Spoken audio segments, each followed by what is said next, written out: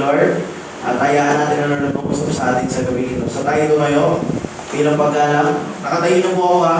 Todo na po ito. Ayan. At babasahin natin ang salita ng Lord. May Tagalog ba tayo? Ayun, meron. Tawagin natin ang ating ikalawang tigabasa. Malakas si Ate Ana nyo, si Kuya Jerome nyo muna dito sa mic.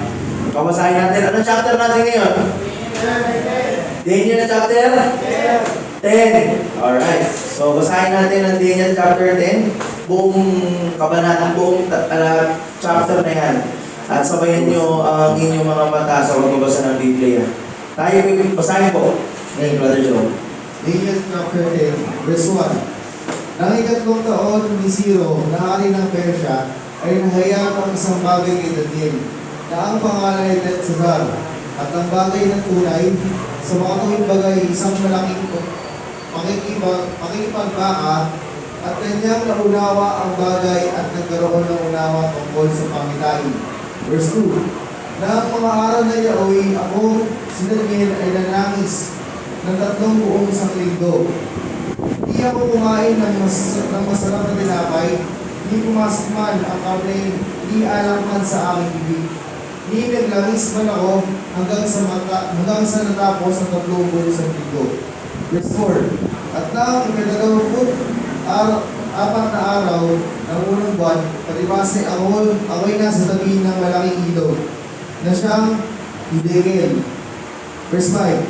Aking tingin ng aking mga mata at tumanaw at narito ang isang lalaki na nakapanamit ng kayong lino na ang balakang ay binigisan ng taganas na iton sa upas. Verse 6. Ang kanyang katawan naman ay gaya ng berilo at ang kanyang mukha ay gaya ng anyo ng biglat at ang kanyang mata ay gaya ng pangaliwanag ng apoy. At ang kanyang mga kamay at kanyang mga paa ay gaya ng kulay ng pinakintab na tanso. At ang tinig ng kanyang mga salita ay gaya ng tinig ng isang karamihan. Verse 7. At ako si Daniel ang nakakita ng mag-isa ng pangitain ngayon, sapagkat ang mga lalaki na kasama ko ay hindi nakakita ng pangitain, kundi sumasa kanila ang isang di kawasang panginginig, at sila'y nagsitakas upang magsikambi. Verse 8. Sa gayoy, iniwan ako mag-isa at nakakita nito ang dakilang pangitain at nawalan ako ng lakas sapagkat ang aking kagandahan ay umuwi sa kasiraan at walang nanatiling lakas sa akin. Verse 9. Ngayon may narinig ko ang tinig ng kanyang mga salita at nang aking marinig ang tinig ng kanyang mga salita, ako ngayon nangupiling sa isang mahihiling na pagkatulog. At ang aking mukha ay pagsubsob. Verse 10. At narito, isang kamay ay humimo sa akin, nagtatayo sa aking mga tuhod at sa mga palad ng aking mga kamay. At sinabi niya sa akin, O Daniel, ikaw na lalaking minamahal na mainam. Pagawain mo ang mga salita na aking sinasalita sa iyo. At tumayo kang matuwid, sapagkat sa iyo'y sinugo ako ngayon. At na kanyang masalita ang mga salitang ito sa akin, ako'y tumayo na nanginginig. Verse 12. Na pagkagaya'y sinabi niya sa akin, huwag kang matakot, Daniel, sapagkat mula ng unang araw na iyong itinilagak ang iyong puso na makaunawa at magpakababa sa harap ng iyong Diyos, ang iyong mga salita ay ninilig. At ako'y naparito alang-alang sa iyong mga salita. Ngunit ang prinsipe ng harian ng Persia ay nakipagpunyagi sa akin na 21 araw. Ngunit narito, si Miguel na isa sa mga punong prinsipe, dumating upang tulungan ako at ako'y natira doon na kasama ng mga hari sa Persia. Verse 14.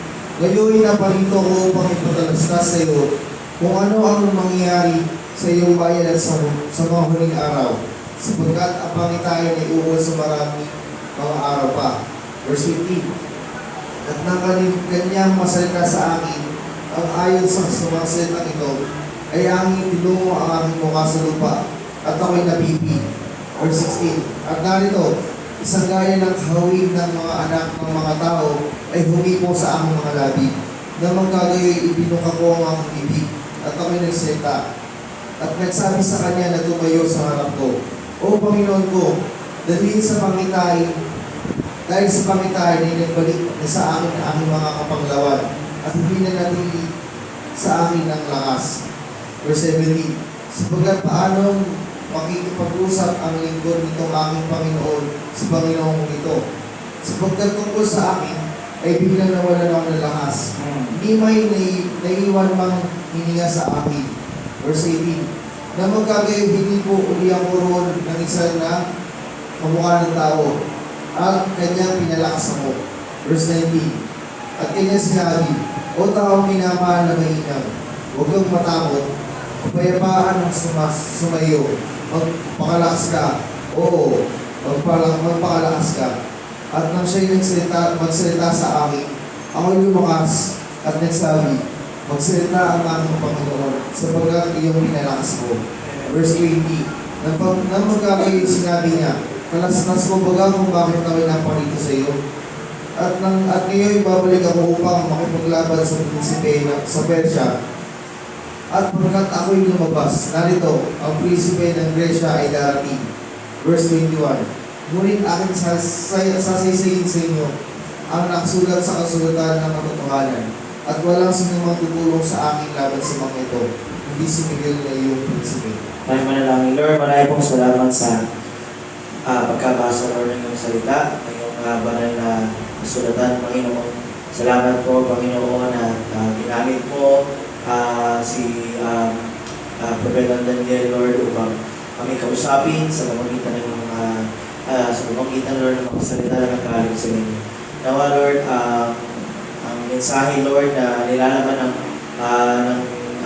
kabanatang ito ay maunawaan, Lord, ng aming mga puso, ng aming mga isipan, at ito'y tumata sa aming mga kaluluwa upang malaman namin ang nais mong ipagawa sa aming Panginoon habang hindi ka ba bumabalik. Teach us your words, Lord, tonight. Give us the wisdom, the knowledge, the understanding that we need para po, Lord, lubos namin matanggap ang iyong salita. Bigyan mo kami, Lord, ng teachable heart, teachable mind, teachable spirit, Lord, at mas lalo kaming lumalim sa pag-ibig, pananampalataya at paglilingkod sa inyo. Thank you, Lord, for all these opportunities and privileges, Lord, na makapaglilingkod kami at makakapakinig ng iyong salita. Thank you, Lord, at malaya pa namin nagagawa ang ganitong mga bagay. Patuloy nga namin pinupuri, pinapasalamatan, nilulumalhati sa lahat na nangyayari sa aming buhay, higit sa lahat sa gawain namin sa gabi nito. Give us victory tonight, Lord. Anoint your servant, Lord. Ikaw manulalit mataas. Give us victory. In Jesus' name we pray. Let us all say, Amen. May naman natin palampakan ng Lord, mga kapatid, pag-asa, excitement. Hallelujah. Glory to God. At ngayong gabi, pag-uusapan natin ang Daniel chapter 10. Naunawaan ba ang ating binasa, mga kapatid? Wala akong kausap. Nakaunawa ba? Tagalog na yan, ha? Pag di nyo pa naintindihan, ewan ko na lang. O mas naiintindihan yung English yan sa Tagalog. Dito to. Ayan. So, ang title ng ating pag-aaral ngayon sa Daniel chapter 10 is walang pagdududa. Or in English, without a doubt. Okay? Without a doubt. Walang pagdududa. So, madalas mga kapatid, or ewan ko, kung na-experience nyo, minsan ba na-experience nyo na yung mga panalangin ninyo, bakit parang hindi nasasagot? Meron bang ganun experience, mga kapatid? Because of ako, minsan ba naisip nyo na bakit yung mga panalangin nyo hindi ka agad nasasagot, or bakit parang hindi pinapakinggan ng ating Panginoon? Amen? Do you experience that? Yan, kailangan talaga umamin tayo, mga kapatid. Minsan, pakiramdam natin, yung mga panalangin natin, hindi umaabot sa langit. Pakiramdam natin, ang Diyos di nakikinig. Pakiramdam natin, ang Lord di na tayo pinapansin. Amen? Andiyan ba kayo? Minsan, mga kapatid, pakiramdam natin, lahat ang tuyo-tuyo. Amen? So, sa pag-aaral natin ngayon, mga kapatid, ngayong gabi, makikita natin yung behind the scene sa nangyari sa istorya niya. Nung panibagong pangitain na naman ni Daniel sa kabanatang 10 na ito, makikita natin yung parang behind the scene na paglalaban ng mabuti at masama.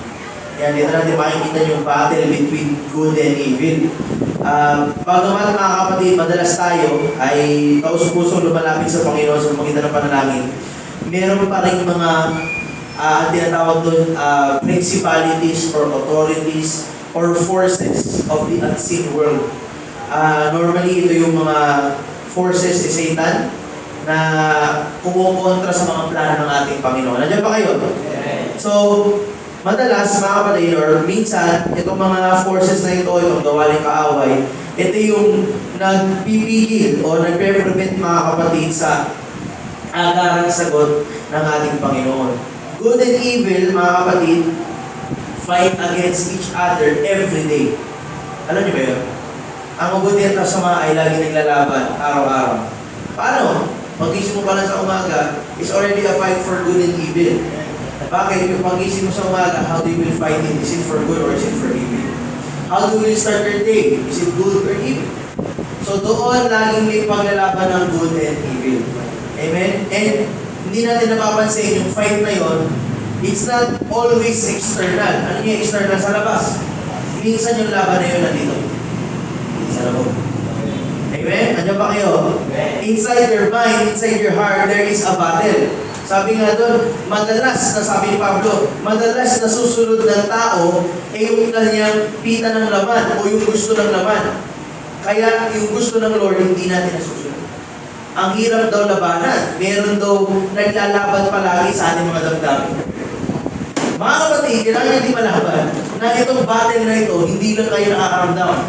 Sa katotohanan, hindi mga kapatid, dito natin maintindihan natin sa mensahe nito na mga anghel po, totoo may anghel, at totoo ang mga anghel nag-aaway.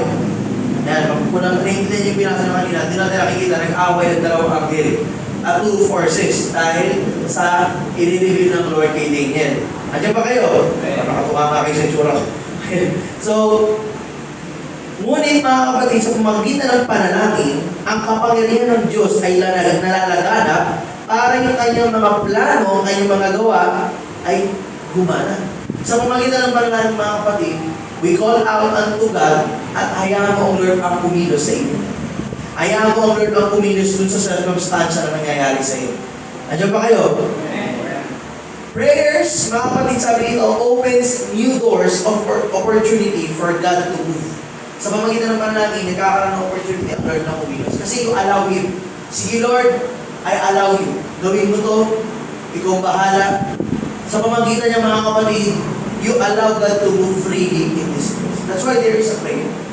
Though may karapatan ng Lord na gawin ng kahit ano, pero hindi niya lagi sinasaklawan yung tinatawag natin free will. That's why He is still looking for you to pray.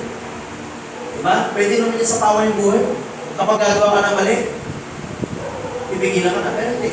Pero kasi free will. Pero pag natin ng Lord na nalangin ka, humingi ka ng tulong sa Kanya, oh, sige, gagawin mo yan. Pipigilan ka. Because you ask for it. Yun ang gusto makita ng Lord, you ask for Him. You ask for assistance galing sa Panginoon. At dahil nire-respect ng Panginoon yung freedom of choice natin, yung medyo sabi ko, ang panalangin is enable Him to step into our lives. Sa pamagitan ng panalangin, ito rin yung signal ng Lord, sige. Ano ba tawag doon? Mamamasukan na ako or ano tawag doon? Makikialam na ako sa buhay. Mangihimasok na ako sa buhay. Through prayer. Pero if you don't pray, mga kapatid, sometimes God doesn't, alam mo yun, intervene. Because ang hinahantay niya is yung totoong paglapit natin sa Kanya. Diyan ba kayo? So, prayer gives God the permission to do what He was longing to do all this time. Even when we do not see anything significant occurring, God is still at work to solve that problem. Kapag may mga panalangin tayo mga kapatid na hindi nasasagot, isipin nyo na lang, God is still working a solution. Or God is already doing something for the solution. Doon sa panalangin mo. Andiyan ba kayo mga kapatid? So, even though His purposes are opposed, ang mga plano ng Lord, minsan hindi magagapi. Minsan may ginagawa ang kaaway para labanan yung mga panalangin or mga plano ng Diyos. Pero tandaan nyo, in the end, laging mananalo ang plano ng Diyos. Because of ako. Natulala tayo. Dami siya sabi dito. Ayan. Pero dito ko lang gusto ko ipaunawa sa inyo yung kapangyarihan ng ginawa ko ni Daniel. Ang prayer. Andiyan ba kayo mga kapatid? Amen.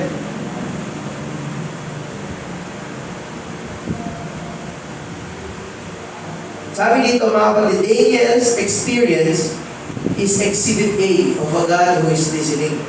His silence indicates only that He is already at work to solve the problem.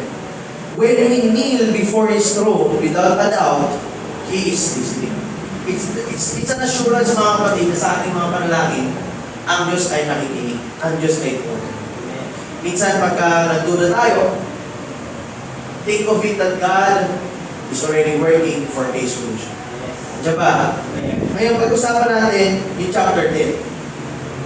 Ano, mga kapatid, ang nagdala kay Daniel para sa isang manaling na pagkabahala at anxiety sa kanyang isipan? Pakinggan natin yan sa Daniel 10:1. Basa. Pabilisan tayo Pabilisan matapos. Basa Daniel 10:1. Tayo ng mga video nyo. 10 verse 1. Daniel 10 verse 1. Nang ikatlong taon ni Ciro na hari ng Persia ay nahayag ang isang bagay kay Daniel na ang pangalay Belshazzar. At ang bagay ay tunay sa makatuwid bagay isang malaking pagbaha at kanyang naunawa ang bagay at nagkaroon ng unawa tungkol sa pamitan. Ayan, amen. Dito, mga kapatid, meron namang mensahe na reveal or meron namang pangitain or anong tawag na term na ginamit dyan? Vision, anong tawag na? Pangitain, di ba? Pangitain na naman ang pinakita ang Lord kay Daniel. So, meron naman siyang kabigatan. Kasi mga kapatid, may ni-reveal na namang vision ng Lord sa kanya. Pero pansinin nyo, sino na yung hari? Si Cyrus na. Di ba? Si Cyrus na ang hari. So, nakita nyo, ang daming pinagdaanan na ito si Daniel. Di ba? Nebuchadnezzar, yung kanyang apo, sino anak niya? Belshazzar. Sumunod niyan yung taga-Mid, si Darius, ngayon si Cyrus, buhay pa din si Daniel. At hindi naman na yung bukta ng Daniel na ito, napakatagal. Kaya alam natin si Daniel matagal buhay. Yan. Hindi naman natin yung story ni Daniel. So, dito mga kapatid, si Daniel ay sobrang nabahala or nagkaroon siya ng concern kasi nakita na naman niya ang kanyang mga kababayan o mga Israelita ay patuloy na nasasakop ng mga mananakop. Ang Medo or Medes at mga Persian ay simula lang naghahari sa buong kaluwaan sa loob ng 3 taon. Ang propesiya sa mga Hudyo na 70 years captivity ay malapit na matapos. So, nabahala ngayon si Daniel. Iniisip na ngayon, kailan na ba mapapalaya ang mga kababayan? Or when would his people be set free? Ngayon, buksan natin ang Daniel 10:3-4. Daniel 10:3-4. Anong ginawa niya sa loob ng 3 linggo? Sagot. Basa. Hindi ako kumain mo sa akin, pinapay mo alam na sa hindi. Kaya dahil sumara ko, hanggang sa natapos ang buo sa linggo. Tignan nyo, hindi siya kumain ng anumang pleasant, at tawag dito pleasant or mayamang pagkain.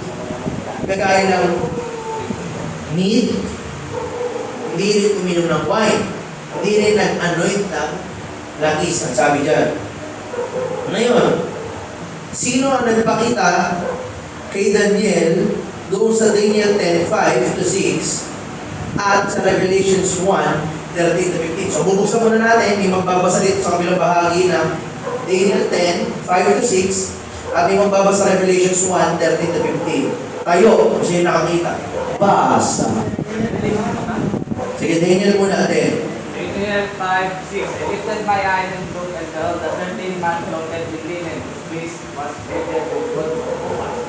His body was like berry, his face like the appearance of lightning. His eyes like curtains of fire, his hands and feet were burnished crimson color, and the sound of his words like the voice of a multitude. Hanggang 5-6. Ngayon, Revelations 1:13-15.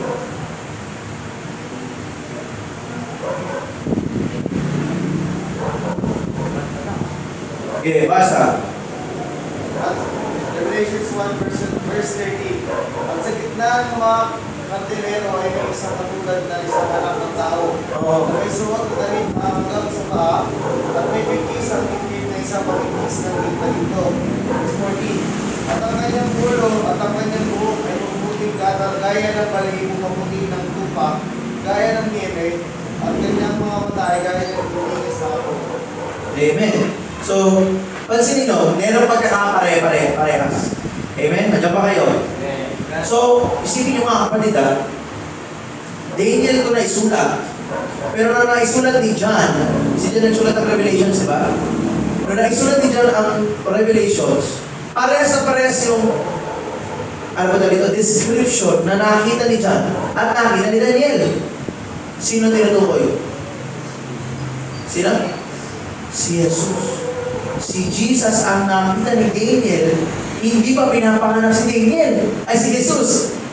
Si Jesus ang nakita ni John, pagkatapos na mamatay na, si Jesus.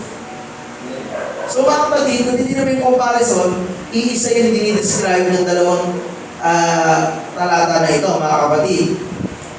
The man, dazzling brightness in Daniel 10 is clearly Jesus Christ.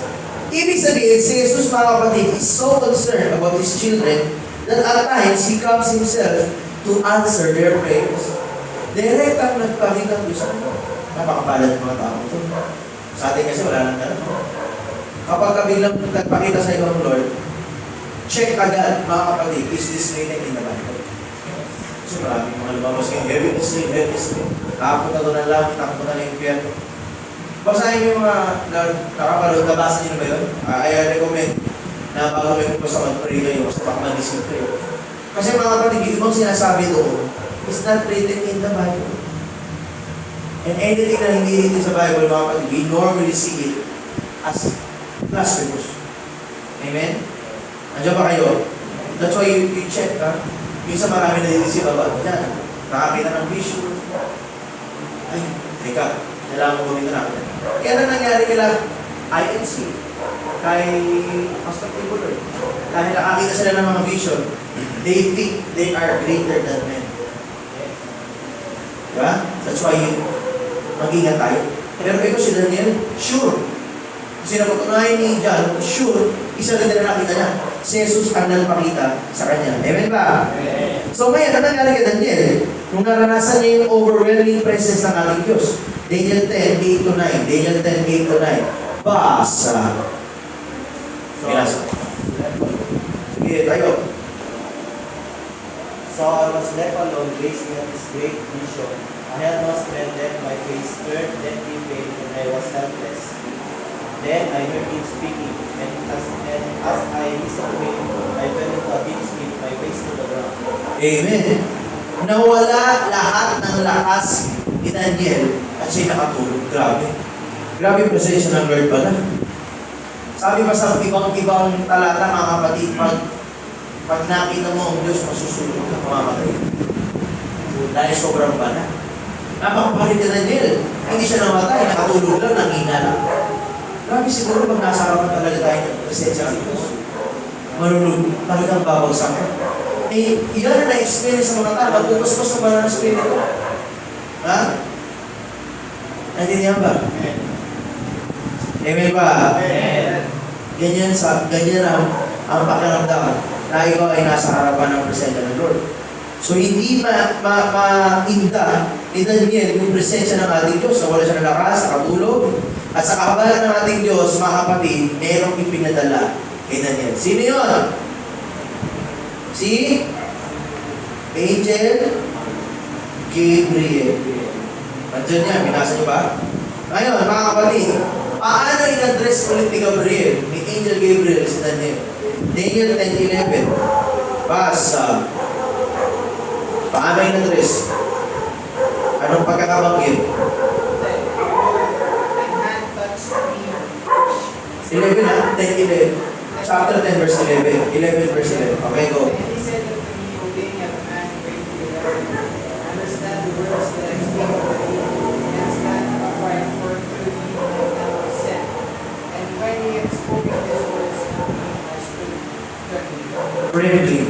Ang tawag sa kanya din ng anghel, a man greatly beloved. Napakaganda naman ng mga kapatid. Tinawag kang greatly beloved.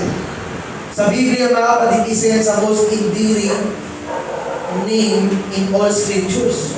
Ginagamit ng Diyos ito to regularly address His friend Daniel sa Daniel 10:11, Daniel 10:19, and Daniel 9:23. Ginamit ng Diyos ang salitang greatly beloved kay Daniel many times.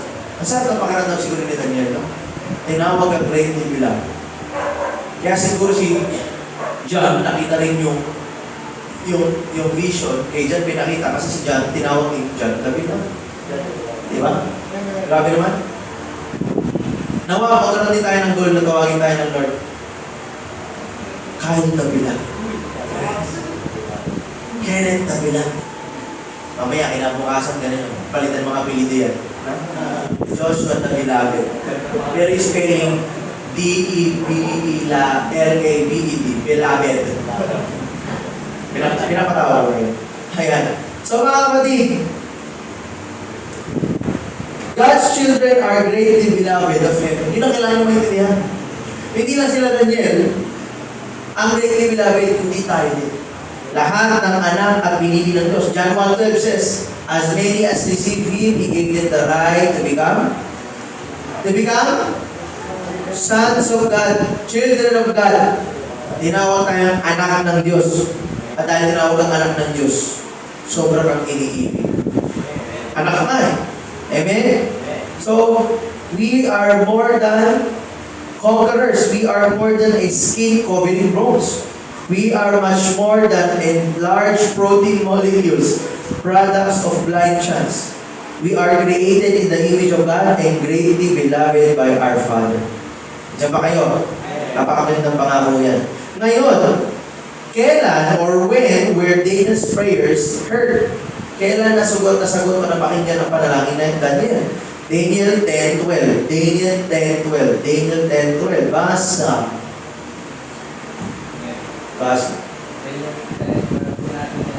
Sinabi ko na niya sa akin, huwag kang matakot pagkat wala ka ng ilagan mo sa Diyos ang iyong isipan at magpapababa sa kanyang kanyang dinilignan sa iyong dalangin na kapito na pagkakalayo ang Amen. Simula pa ng ilagang ni Daniel ang panalangin at nagpakumbaba sa Diyos, tinugon na agad ng Diyos. Meaning, every time you started to pray, sumasagot na agad ng Diyos. Yun lang inaantay niya, yung trigger na yan. Inaantay na lumukod ka, yumuko ka, pumikit ka, tinaas mo yung kamay mo, nagpasakot ka sa Lord, and tinawag mo ang pangalan ng Diyos, sasagot na agad. Hindi agad-agad yung makukuha yung sagot. But He is already working with a solution. Andyan ba kayo mga kapatid? That is an assurance. Sinabihan siya ng angel, napakaganda naman pakiramdam niya. Ikaw ba, tama na namin ka, bigla may bumas sa angel. Sabi nila, angel daw, nasaktan. Yes. Ang kalma. Simula nung nag-pray ka, isang oras na nakakaraan, sumagot na kagad. Sarap naman, no? Meron kang assurance na ang prayer mo nadidinig ng Diyos. Tayo wala tayong assurance sa ganito. Diba? Lord, grabe kikinda mo. Pero, para ba siya? But right now, alam na natin, sa pamagitan ng salita ng Diyos, then we have an assurance.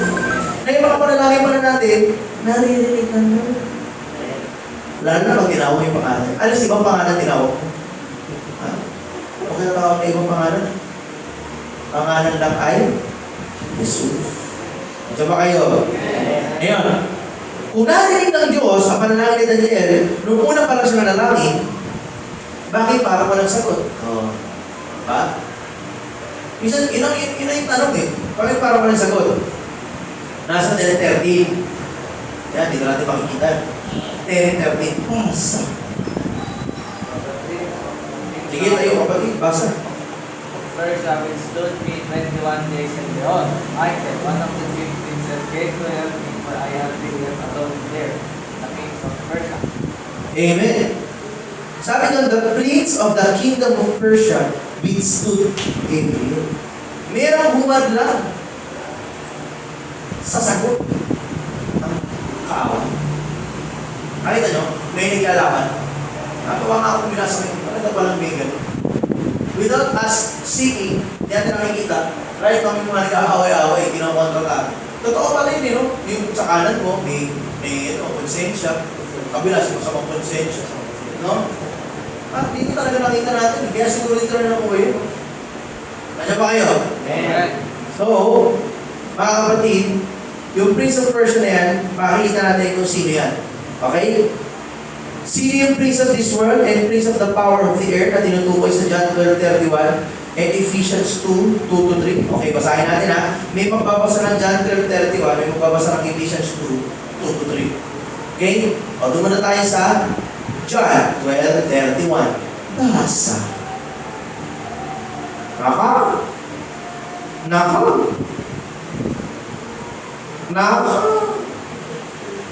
Basa. Oh. Okay, 12 ba? 31 na. Go. Panahon na upang mamuhay ng mundo ito. Panahon na para hatulan ang pinuno ng mundo ito. So, prince of this world. Okay, Ephesians 2:3. Amen. Basa. Ephesians verse 2, chapter 2, verse 2. Na iyong pinakalan ng una ay sa lakad ng sanlibutan ito. At ayon sa pangulo ng mga pangyarihan ng hangin, ng Espiritu na ngayon ay gumagawa sa mga anak ng pagsuway. Verse 3. Sa gitna ng mga iyon, tayo naman, ng ibang panahon ay nakabuhay sa mga kahalayan ng ating laban, na ating ginagawa ang mga pita ng laman at ng pag-iisip, na tayo nooy katutubong mga anak ng kagalitan, gaya naman ng mga iba. So, ginamit doon mga kapatid is the prince of the power of the air. The spirit that now worketh in the children of disobedience. So, ang tinutukoy dito ng prince of Persia or prince of this world and prince of the power of the air ay sino? Sino? Si Satan. So, when God created Adam and Eve, mga kapatid, He gave them dominion over the earth. Genesis 1:26. Diba? At the fall, kung sila nagkasala, mga kapatid, they lost this dominion. Nawala sa kanila yung paghahari. Adam was no longer Earth's prince, and Eve was no longer the princess. They just became servants, slaves of the one they had obeyed. Kung mabasahin niyo sa Romans 6:16, basahin niyo. Romans 6:16. Sabi diyan, kung mabasahin niyo, ang sino mang sinusunod mo, nagiging alipin ka ng tao ito. Nabasa ba? Basahin niya. Verse 16. Romans 6 verse 16. Hindi ba galing nyo nalalaman na kung kanino nyo inihaan daw ang inyong mga sarili na pinakaalipin upang tumalima na kayo yung mga alipin niya o inyong tinatalima maging ng kasalanan sa ikapamatay maging sa pagtalima sa ikapag-ibig. So, hindi natin nakita mga kapatid kung sino ang yung sinusunod, naging alipin na. Amen? Diyan ba kayo? Kaya, mga kapatid, you need to understand kung sino ang susundin mo. Pero kagaya ng awit, as for me and my house, we will serve the Lord, not Satan. Amen? So ngayon, ang naghahari ngayon sa mundong ito ay si Satan. And tinawag siyang Prince of the Kingdom of Persia. Kaya nalalangin si Daniel sa Diyos upang i-impress sa isip ni Cyrus na palayain ang mga Israelita. The Prince of Persia, si Satan, imprisoned Cyrus' mind in darkness. Hinumo or kinandado o kinulong ni Satan ang isip ni Cyrus para hindi malayain ang mga Israelita. And as Daniel prayed, good and evil angels battled for control of the king's mind. For how many days? 21 days. These are similar battles being waged for the minds of men and people today. Yung sabi ko sa inyo, pag-isip sa kumagaling sa battle. Ganon din na nangyayari. Ganon din na nangyayari noon sa panahon ni Daniel. Kay King Cyrus or Cyrus, naglalaban ng good for 21 days ang dinero. Diba? May pakpakan pala doon, hindi natin nakikita. Pero yun ang sabi natin. Diyan ba kayo mga kapatid? Ngayon, sino ang makakagapi dito kay Satan? Who came to help Gabriel in his struggle against the prince of evil? Basahin natin Daniel 10:13. Sino? Basa. 13, but the kings of the kingdom of Persia withstood in 1 and 20 days. But though Michael, one of the chief princes, came to help him, and remained there with the kings of Persia. Sino daw? Si Michael. Sa Tagalog namin namin. Miguel. Sakto yung pangalan ko. Miguel. Naisip ko lang. Doon kasi hindi mo yung pangalan. Michael. Alright. Ngayon, kailangan nyo ito maintindihan na. Ito, kailangan nyo. Mga kapatid, ano to nasa Bible to. There is a great deal of misunderstanding in the Christian world on the identity of this Michael. Inisip nila, ibang anghel. Ha? Sino itong Michael na ito? Tatay ko? Hindi. Eh? Ano yung sabihin ng pangalan niya? Yung pangalan Michael, mga kapatid, it means one who is like God. Michael is mentioned 5 times in the Bible besides the Daniel 10, 13, and 21. Tingnan natin ha. Ready na kayo? Revelation 12, 7 to 9. Basa. Saksayin natin yan. Ay, nagtataan. Oo. Revelation 12, 7 to 9. Amen. Revelation 12 verse 7. At nagkaroon ng pagbabaka sa langit, si Miguel at ang kanyang mga anghel ay nakipagbaka sa dragon. At ang dragon at ang kanyang mga anghel ay nakipagbaka. Verse 8. At hindi sila nanganalo, hindi nasumpungan pa man ang kanilang dako sa langit. Verse 9. At inihagis ang malaking dragon, ang matandang ahas, ang tinatawag na Diablo at Satanas, at tumadaya sa buong sanglibutan, siya inihagis sa lupa, at ang kanyang mga anghel ay inihagis na kasama niya. So, nakita nyo, si Miguel or si Michael, siya ay nag-utos, nagkuman sa mga anghel na itapon itong unholy trinity. Siyempre ano, o ano mo may unholy trinity? Sa Bible, meron tatlo. Sino yan? Yung Diablo, yung serpent, yung ahas, tsaka yung dragon. Unholy trinity yan. Sa Bible yan. Pero wala holy trinity yan. Okay, nadaan niyo yan. Pinatapon sila. Sino nag-utos? Si Michael. So, si Michael, may kapangyarihan sa mga anghel. Kung anghel lang din siya, nautusan niya yung anghel din. Mautin dito. Ha? Anghel din ang utos. So, ibig sabihin natin yung tukay dito. At Diyos. Buksan naman natin, Jude 9. Jude chapter 9. Wala may isa naman chapter. Verse pala yan. Wala kayo mga Jude? Jude 1 verse 9. Yeah. Itagpuan ng Arkanghel Miguel na may paglaban sa Diablo ay nakikipagtalo tungkol sa katawan ng Moses. Ay hindi niya kasinumangin laban sa kanya ng isang hangol na may pagalimusta. Kundi sinabi niya sa wait na Okay, tuloy. Ito naman, Daniel 12, 1 to 2.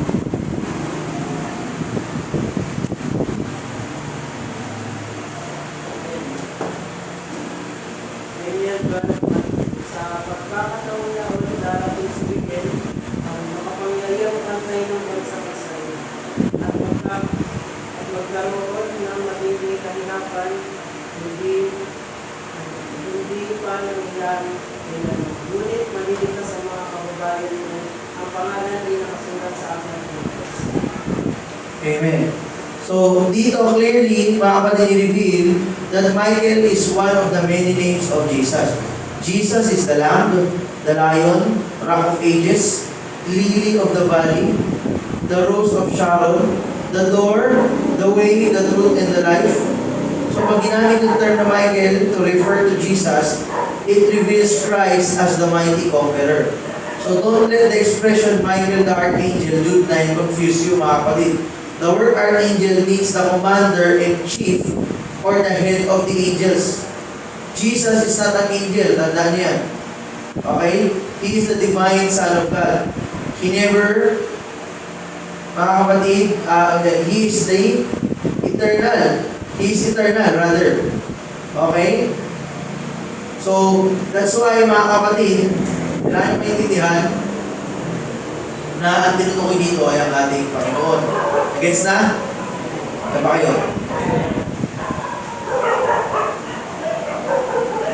Ngayon, sino ngayon, mga kapatid, ang kasama ng Diyos? Or who will attend Jesus when He returns with the glory of the Father in dazzling brightness? Tingnan natin yan sa Matthew 16:27. Marami na tayo matapos. Mga 3 oras na lang. Matthew 16:27. Basa. Ako? Amen. Verse 27. Matthew 16 verse 27. Sapagkat ang anak ng tao ay parilitong nasa kalwalhatian ng kanyang ama, nakasama ang kanyang mga anghel, at kung magkagay bibigyan ng bawat tao ayon sa kanyang mga gawa. So, ang sagot ay mga anghel. Ngayon, what event occurs when Jesus triumphantly returns in glory? Yan, dapat ito alam nyo ito. Anong mangyayari sa pagbabalik ng Lord? Ito yung pinagapit na verse para sa rapture. O yan, 1 Thessalonians 4. Simulan natin ng 13 hanggang 17. Basa.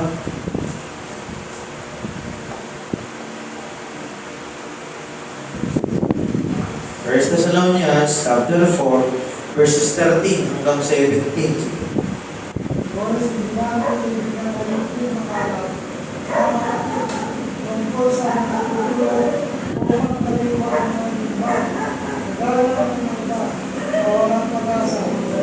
Sapagkat ang dami ng Jesus ay pagkalat, ni Jesus ay pagkalat, at pagkalat ng Diyos, ay hindi pa ang ay gagawin ng Diyos para sa atin.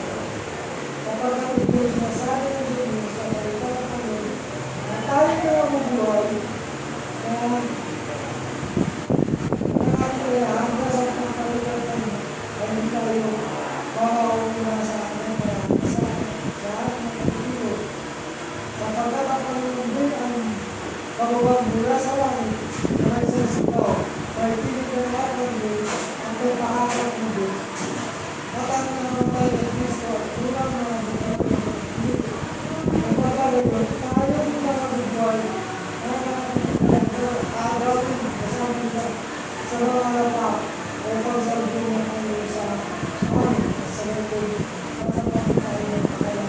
Magpakilanman. Amen. Kung babasahin niyo po yung verse 18. Therefore, comfort one another with this word. So mga kapatid, alam niyo yan, yung rapture, kung ano mangyari. As the commander-in-chief of the angels, Jesus breaks through the sky with the voice of the archangel. So the righteous dead are resurrected. The righteous living, along with the righteous dead, are changed into glorious immortal beings. Together, they ascend into the heavens to meet their triumphant Lord. Kung nakating kayo sa preaching ng guest preacher natin sa Nigeria at Canada, pinaliwanag niya yan. Diba? Yung rapture at pagbalik ng Lord, ano yung magiging katawan natin pagbalik ng ating Panginoon. Diba ba kayo? Daniel is a symbol or type of God's people at the end time. His longing for the deliverance of Israel from pagan captivity is a symbol of God's people at end time, longing for their final deliverance from this world of sin. So kung panahon ni Daniel, mga kapatid, iniisip na Daniel na mapalaya ang mga Israelita sa paghahari ng mga pagano sa panahon natin ngayon.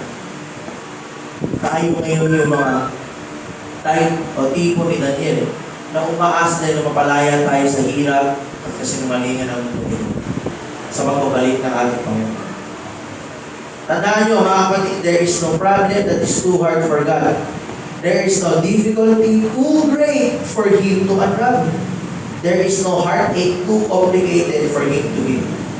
Ngayon mga kapatid, nakakaranas tayo ng mga kabiguan, kabigatan, failures. Maaaring tayo ay emotionally torn apart. Lalo ako, ACL torn apart. Ayan, two-hole torn apart, lided torn apart. But, or maybe your life may be devastated, your wounds may seem incurable. But what we need to know is we can open our hearts to Jesus and tell Him about all those hurts. Kailangan nating aminin, magpasakop, isuko lahat sa Panginoon. Dahil espesyalista ang Diyos sa pagpapagaling ng puso. Master siya mga kapatid in building palaces out of the shambles of our lives. So ang tanong, bakit hindi tayo yumuko ngayon at imbitahan ang ating Diyos para pagalingin ang ating mga puso? So, dito nakita natin mga kapatid, the same as Daniel, sa lahat na nakita niyang vision, kabigatan niya, nakita niya nasasakop ang kanyang mga kababayan, at nakakita siya ng mga vision, dumulog siya ng gusto sa ating Panginoon. Amen? Sa sobrang pagdudulog niya, kabigatan niya, hindi siya kumain. Natindihan ba? Nandiyan ba kayo? Talagang isinuko niya, Lord. At dahil nakita ng Lord yung kanyang pagpapasaka, yung pagkapakumbaba niya, ang Diyos ay tumugon. Natawag ng Samuel, nireveal sa kanya. O siya mismo nag-reveal. Natindihan? Nandiyan ba kayo? And in the end, ang Lord pa rin ang nanalo. Alam natin ang history. Ang Israel nakabalik sa Jerusalem. Ang bayan ng Israel, ang mga Israelita nakabalik sa Jerusalem. And tayo din, we know, kung meron tayong mga ganong kabigatan like ninyo, lagi ang magtatagumpay. Amen? So, in this study sa buhay na Daniel, makikita natin mga kapatid, this is not just a prophecy that will happen in the future. But this is a scene or an instance na laging nangyayari sa atin araw-araw. Nandiyan ba kayo mga kapatid? Ikaw sa ba? Hindi lang ito prophecy na mangyayari sa kinabukasan sa mga susunod. Pero ito din ang nangyayari sa atin everyday. See? Hindi na tayo nakakapulot, mga kapatid, ng mga upcoming events in the future. But makikita rin makakapulot din tayo ng aral na magagamit natin araw-araw. Ikaw sa ba? So, sa pamagitan ng salita ito, salita ni Daniel, we can be confident or assured na ang Diyos ay dumidinig ng ating mga panalangin. And alam natin ngayon na itong mga bagay nito na nangyari noon, it will happen again today. So, every time we study these words, we can see the prophecies that happened before and what will happen sa atin ngayon. At sa pamagitan nito, we can see lessons na magagamit natin araw-araw. Ikaw sa ba? So, alam natin ngayon mga kapatid, kayo, we have an assurance sa pamagitan ng salita ng Diyos na ang panalangin ay napakalayo. Ha? Ikaw ba kayo? Kung mabasahin niyo naman ano bang ginawa ng mga apostol, it's the same. Every time na meron silang problema, pagsubok, they pray together. They understand the word. So, talagang laging ganoon eh. Babalik sa pagmanalangin at sa pag-aaral ng salita ng Diyos. Andiyan ba kayo? Nung may panahon, mga kapatid, naalala niyo yung panahon nila Stephen? Nagtatalo na. Bakit?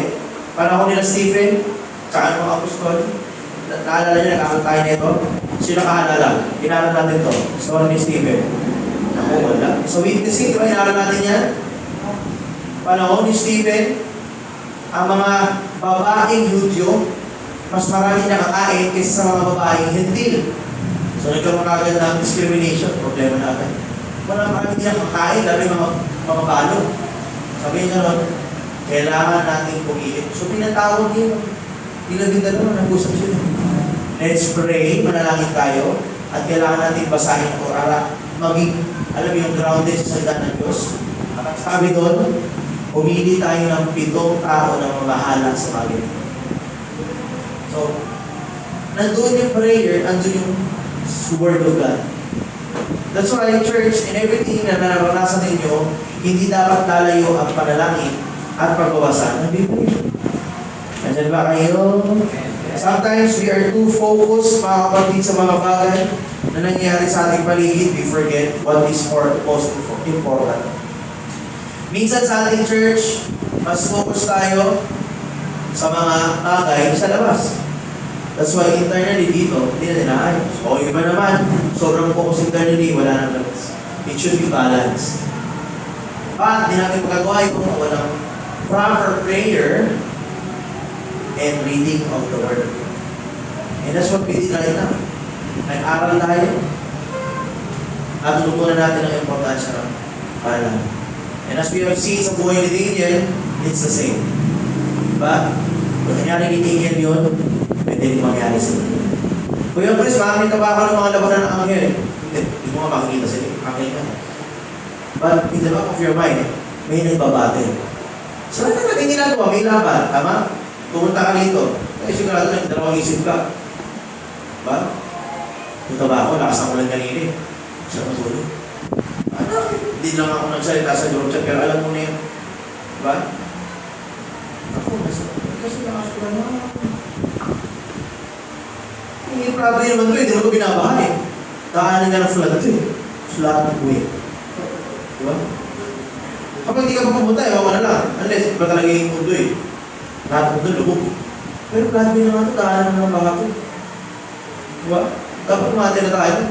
Amen. Diba? So, alam niyo yun, kung naiintindihan natin yung ginagawa natin dito,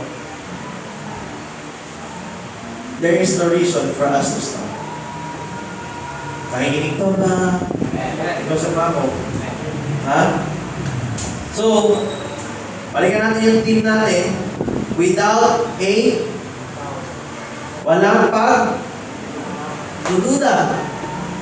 So ngayon, wala na tayong duda.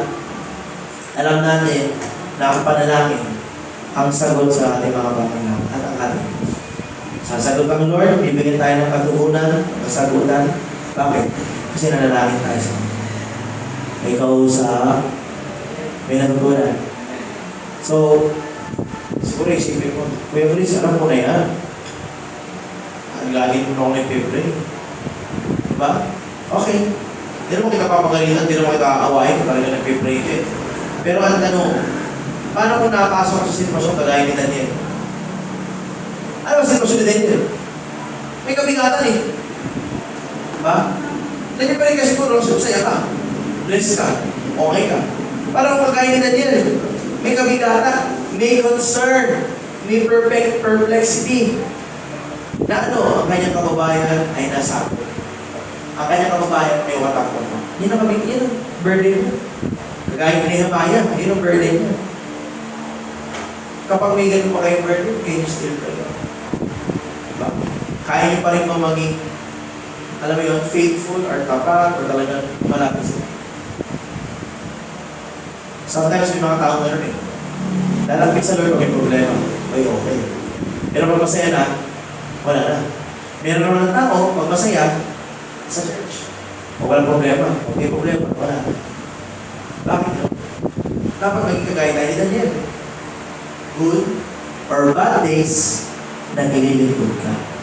Good or bad days, nagpe-pray ka.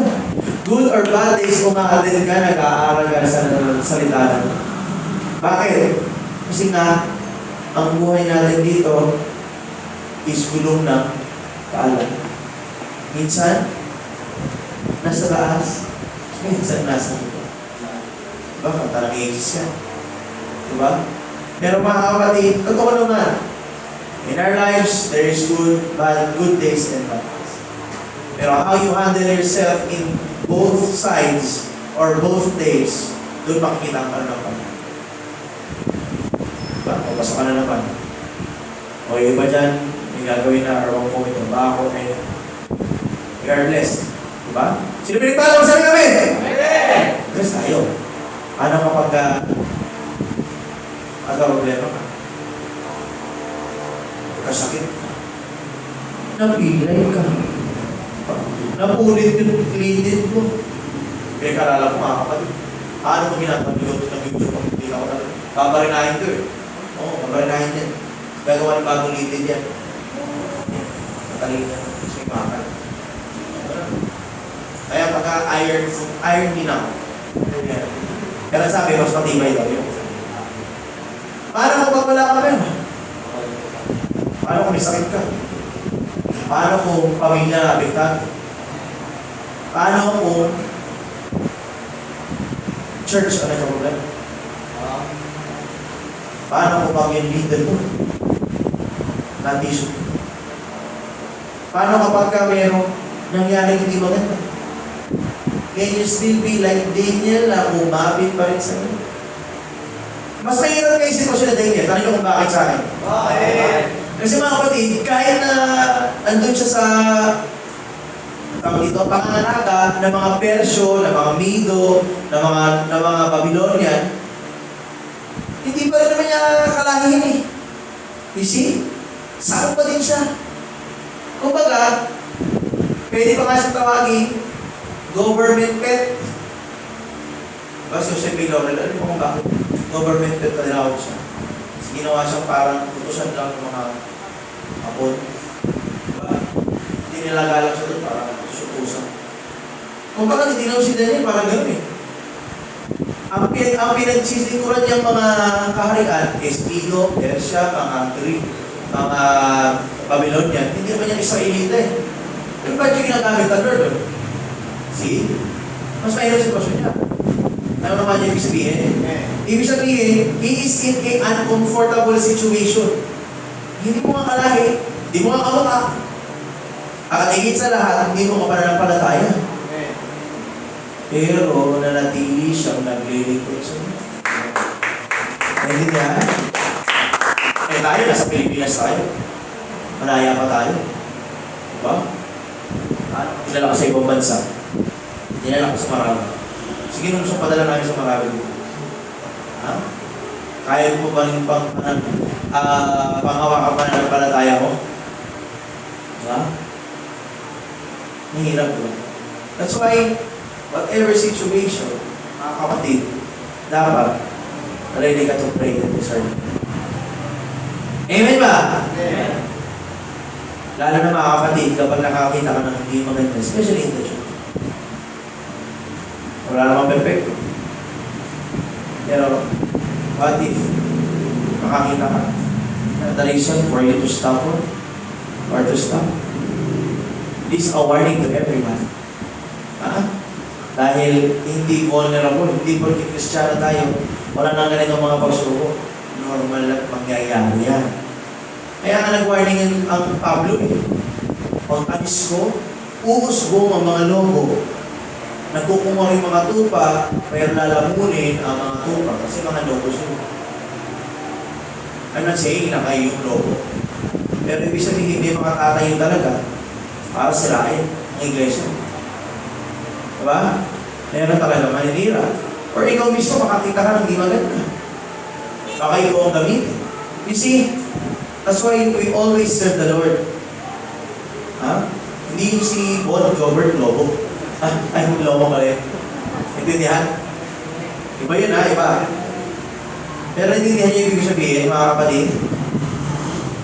Anything can happen. Pero kung ikaw kapit pa rin sa salita ng Lord, you will not stop mo. Kaya risk. So hindi talaga mawawala. Yes.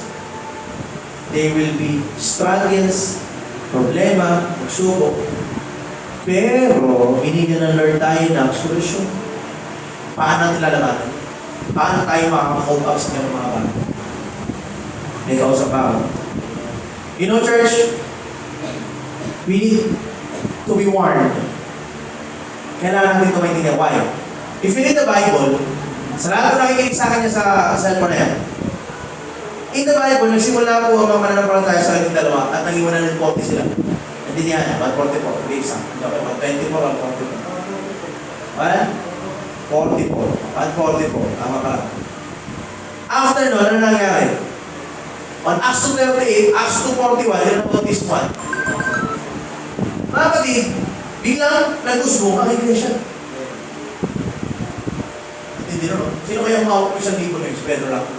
Kaya diba? Lumang po ang iglesia. Pero pansinin mo, sa pag-usbong at paglago ng iglesia, nagkaroon ng maraming pagsubok. See? Nagkaroon na lalo ng maraming problema. Kasi lumago eh.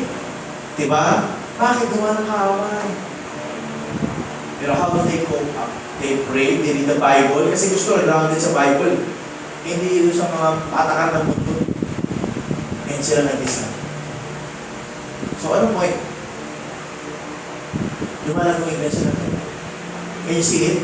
Amen. Last Sunday, may baptismo na naman. Tama? Kailan yun? Ako, ani? Oh! Ani na baptismo? Grabe naman. Nasaan mga picture mo? Wala pa. Meron ba? Sige, tulog mo mamaya. Okay, mga kapatid, alam mo na pala yung iglesia. Uus mo maraming problema. Naintindihan? Darating ka na ganyan. Pero how do we cope up? You pray. You read the Bible. And you work it as a church. Naintindihan? Ikaw sa bawat. If you see something, church, there is something wrong, go to your mentor, go to your leader, or go to pastor. Para ma-address sa ito. Okay? Don't keep it to yourself. Huwag yung ayusin natin. Diyan ba kayo? May kausap ako.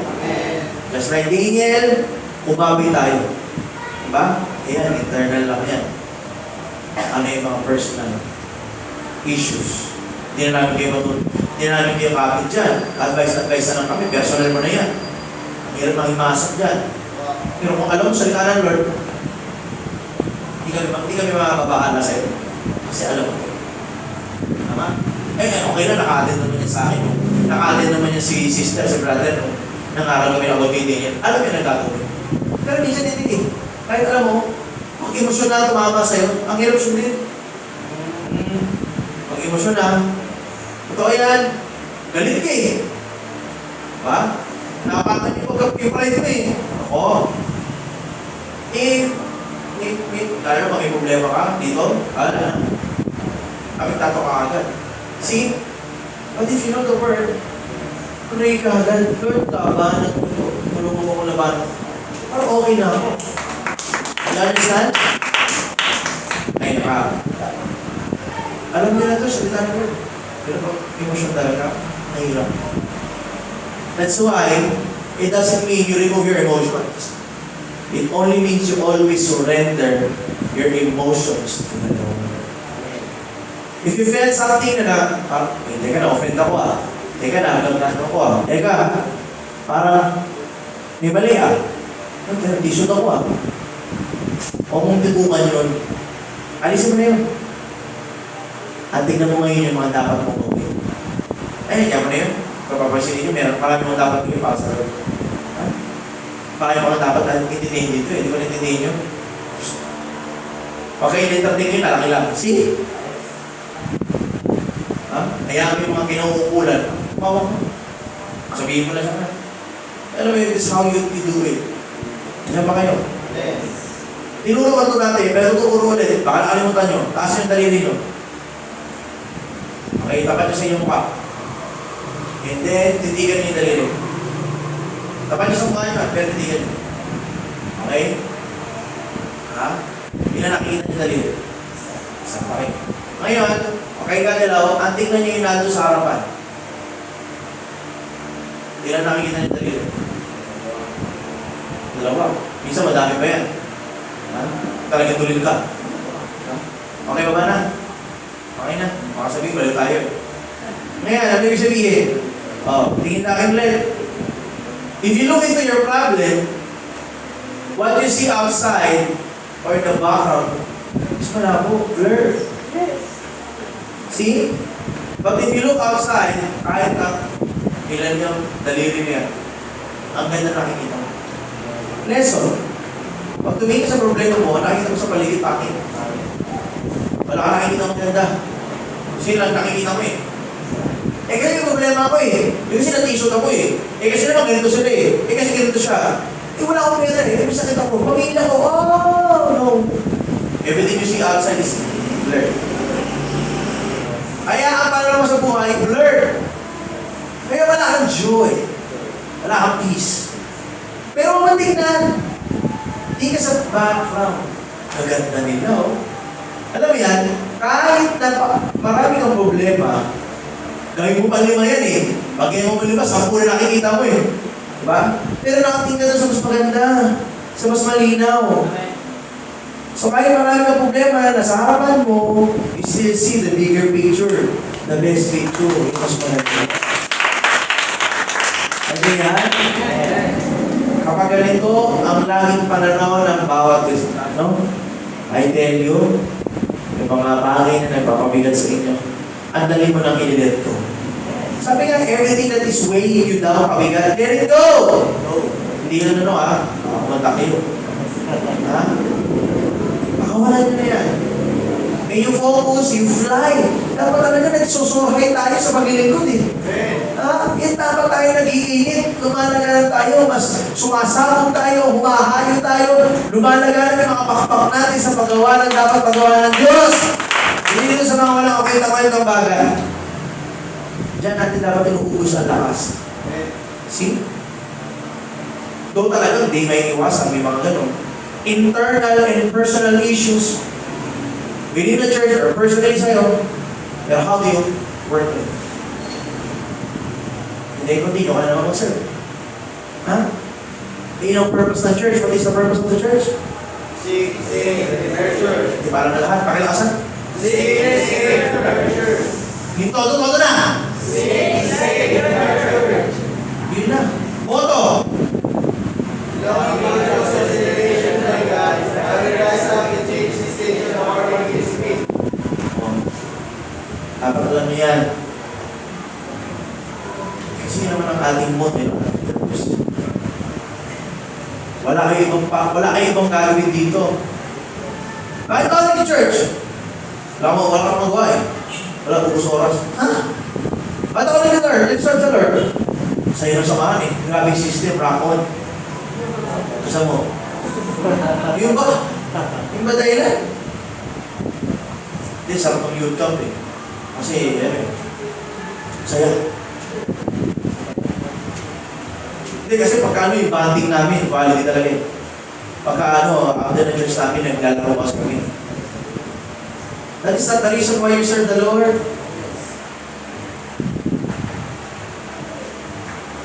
Bibigyan ko kayo ng tip ha. Paalala.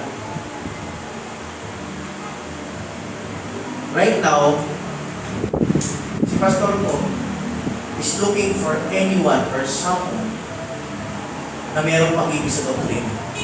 Higit sa salita ng Diyos. Right now, wala siya nakikita. Sorry to tell you. Wala. Kasi nakikita ng tao, nakikita yung pastor ngayon. Most of the kabataan, lahat ng mga bago na hindi kinagawa. That's why we need to study. Ibigin ang salita ng Diyos. Kasi kapag inibig natin ang doktrina, ang salita ng Diyos, higit sa ibang bagay, kahit na masira ang fellowship sa lahat, ang kapit ng salita ng Diyos. Amen. See? Pro tips yan. Never bigla tinawag ka ng Lord, magtanong ka. Tinawag ka ng pastor, magtanong. Ibigin mo ang salita. Hindi pagkapanggap. Talagang ibigin. Baka maisip mo lang, wala ka na may tanong. Pastor, sino mo na una? Ano mo ba? Baboy? Ano mo ito? Para masabi yung tatanong ako. Ibigin niyo talaga sa yan. Do you really understand everything that's written in the Bible, especially our doctrines? Pag hindi, di magtanong ka. Malapit pa kayo sa pastor. May Kuya Chris Makal, hindi na makalapit. Napastor pa kayo. Pag nag-message ka si Kuya Chris delivered. Mas masakit yun. Lumabas ini-scroll daw mo, nilagay mo sa ex mo. Diba? Sige, wala kayong mapit sa akin. Baka hindi nyo kaya yung presensya ko. Wala. Eh, pastor kayo makawin. Marami pa rin lahat matutunan. Kami nga marami matutunan eh. Ewan mo tayo sa mga bago pa. Bigyan natin sa salita ng Diyos at doktrina, higit mo sa lahat. Ayun ang ikinig dyan! Bigyan yung salita ng Lord. Kaya pa may pagkakataon sa kasama ng Gusto mo may pagtanong kayo. Hindi ba lahat ng bagay alam din yun? Hindi ha? Mas ibigin nyo ang salita ng Diyos. Kasi, hindi ko habang buhay na sa pastor. Ha? Hanggat may makukuha tayo, may wisdom na yun, nagaling sa Lord. Hindi lang isa ng Diyos yun. Nakikinig ba kayo dyan? Yung mga manonood. Eh, manonood kayo. Manonood ba kayo? Mag-load ba ako? Bawal na mga pre-data lang. Mag-load kayo. Hindi yan? Hindi na nga ako hindi ka puro pre-data ka pa. Hindi ka na ako natin. O, Sorry ganyan talaga eh. Matigas na ulo eh. Diba? Nakabalo wala na ikaw ayaw. Diba? Tapos di manonood yan. Hindi na nagagamit, hindi na utilize, ibigay na para sa kanila.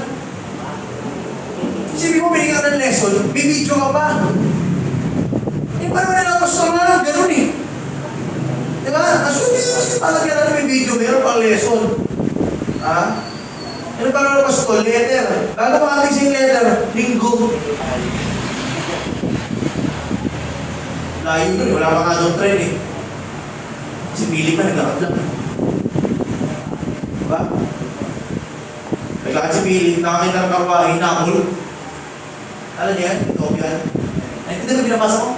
Yung pumihin ko eh. Hindi. Alas ko yung paluwan na sa akin. Sige, tulong kita. Pasok. Tsaka lang yung tulong. Ganun na yan. Yan sa Biblia eh. See, mas mahirap sitwasyon nila noon. Tayo, post ka lang. Post. Simple eh. Messenger. Kahit yan to surusukan. Sige na messenger. Pati mo sa ako din. Ito rin mga ako sa messenger. Susulong ka ng tao mo, isang message mo, bumundo, kuha. Galing. Hindi yan tayo gagamit sa tama eh. See? Naluhaan. Kaya, share mo yan. Share it. Hindi yan application ha. May kwento mo. You share it to others. Diyan pa ba? Kaya, if you understand this, kayo dyan, nandyan. Ibigay nyo ang salita ng manalangin ka. Kahit kinuwalitan mo. Diba? Kumapit tayo. Alam nyo, sa mga nangyari ngayon sa mundo, ewan ko na lang, kung inuusip na magligo ng tao. See? London, deterrorist na lang. Resort super lang. Dami. Ang nangyayari. Kapag ikaw, hindi pa naalaman, hindi ka pa kumilos, hindi ka pa gumawa, at iba pa iniintindi mo, ikaw nanonood ka, tayo nandito, iba pa iniintindi mo, na dapat gawin natin, sasabihin ko lang ito, once, pagbigyan niyo ako, may iwan ka. May iwan ka sa rapture. Gusto na natin ginagawa eh. Diba? Sabi na pagbalik niya, titignan niya kung ginagawa mo yung kalooban niya. At pag nasa iyo ang Espiritu ng Diyos. Kung nabasahin mo ang Biblia, pagbalik na doon, wala sa Espiritu ng Diyos, at di mo ginagawa ang kalooban niya, malinaw, iwan ka. Okay na maiwan, kasi Kuya Chris, di ba, after naman nun, hindi ko na tatanggapin ka pa. Sige, pero pag hindi mo sa langit, bukod ulo mo, okay lang? Yung sabi sa Biblia, natakpuan ni Haman, ang mga galing sa lupa, sa tubig, nagugot ang mga ulo. At hindi ko magdagat na pa. Nasa langit sila, nagugot ulo. Ako gusto ko kumpleto. Ewan ko sa inyo. Diba? Hindi nila alam yun, hindi nila iniintindi, hindi naunawaan. Kayo na kaunawa, i-share nyo sa kanila yan. Diba? Public yan eh. Hindi naman private yan eh. I-share nyo sa kanila. At tayo, kwento natin sa mga kapatid na higit sa kagrupo nyo. Siyempre yan. Kagrupo nyo. Yung mga kaya kayong group dyan, nandun ako lahat. Share nyo. Amen ba? Sayang. Natin nag-utilize. Alam mo, ako namamangkapag, natutuwa ako sa Lord kasi yung system natin. Lalo pag lumang ko, I see, ako. And if we utilize this properly, tumago tayo ang paglago ng pananampalataya ng ating mga Panginoon, sabay-sabay. Sabay-sabay. Walang may iwan. Kasi nasisimula sa inyo, nasisimula sa atin, leaders, punta sa inyo, kinakalat nila. Diba? May kaso nahihinto eh. Nahihinto ang chismis dahil hindi kayo kinikwento. Ito yung magandang i-chismis nyo. Sa dalang Lord. Nanawaan. O yung chismis walang kwenta bagay. Diba? Chismis na sa dalang. Nandyan pa ba? Ikausap ako? May natutunan tayo ngayong gabi. So, let's continue to love the Lord. Lalo ngayon ako, mas iniibig ko ngayon sa dalang Lord. Bakit? Hindi ako maglaro eh. Diba? Ni workout niya, hindi ko magawa. Bakit sabihin, basa na lang ako ng Bible. Eh, masaya din. Oo, eh, ang gagawin ko, magbabasa ako Bible. Kaya sa ubusin na ibang bagay, basahin niyo sa daan. Bigin mo. Ano, bibilahin ko kayo para mag-aaral kayo? Bibilahin ko kayo. Ulitin ko rin yung mga ACL eh. Para mag-aaral kayo sa daan. Wala sana kung gano'n mangyari. Ano man lang ginagawa o nangyari sa inyo. Serve the Lord, read the Bible, pray, fellowship, seek the Holy Ghost.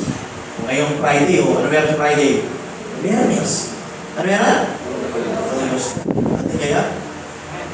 Oo. Diyan tayo ha? Once a month lang yan. Gawin natin ang tamang pag-Holy Ghost. Tayo tumayo mga kapatid. At di pwedeng matapos ang gabing ito na hindi tayo nakakatanggap ng bago galing sa Lord. Please na tayo.